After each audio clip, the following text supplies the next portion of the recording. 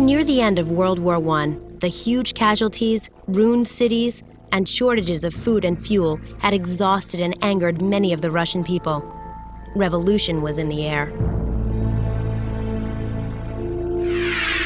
Have you ever revolted against the rules? One time I had a party while my parents were not home, and I knew it was wrong, but I did it anyway. One of the rules here is that your skirt has to be longer, or at least the same length as your fingertips when you put them at your side. Well, we have this rule, flip-flop rule, not exactly called that, basically preventing us from wearing flip-flops to school. But my arms are really long, so I usually break that rule because my skirts just don't come that far. I think it's ridiculous that a school could believe that certain types of footwear can stop you from getting work done or taking tests and learning. Well, I've broken the provisional license rule because I'm only 17 and I'm only supposed to drive with one person in the car. And there's been a situation where my friends have needed rides and they were in a place where they'd be stuck there for the night and there was nowhere to get them. I think that if I believe that I'm doing something right, it's okay to go ahead and do it.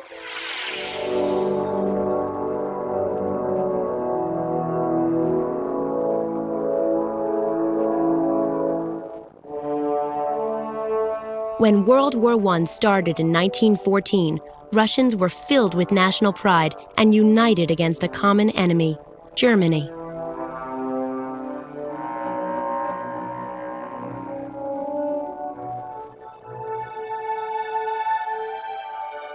But the war would drag on for 4 years, and with each year, the Russian casualties grow. Factories cannot produce enough goods for the war effort.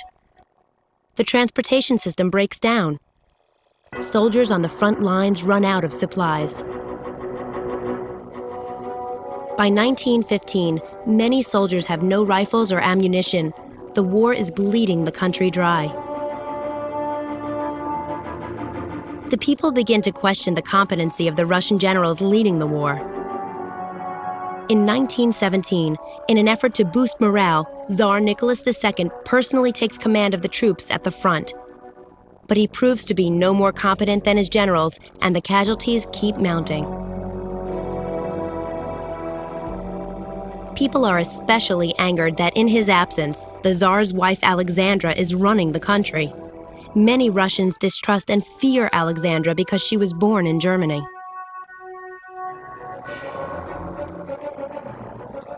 In March 1917, workers in St. Petersburg, renamed Petrograd during the war, go on strike.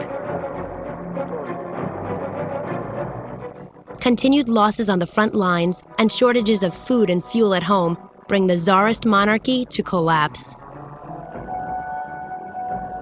How did the revolution start? Marchers take to the streets shouting, "Bread, bread!" Hunger has turned to anger. Crowds break into food shops throughout the city. Revolution is imminent.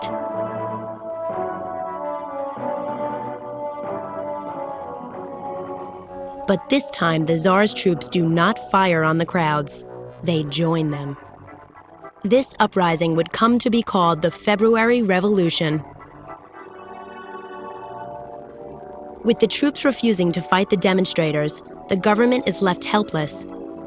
Finally, the Tsar steps down. Crowds cheer as the Duma, the Russian parliament, sets up a temporary government. But this government decides to continue the unpopular war with Germany. It is a big mistake. Most Russians are tired of the war, and they start to take matters into their own hands. Groups opposed to the war form Soviets, or councils of workers and soldiers.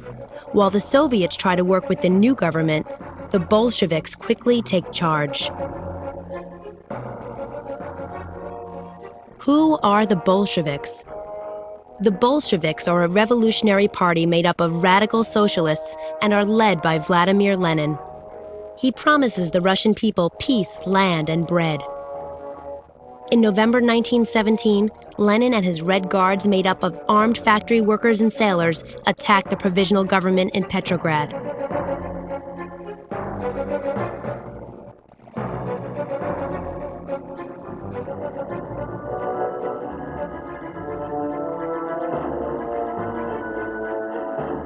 In a matter of days, Lenin's forces have won. They quickly seize power in other cities.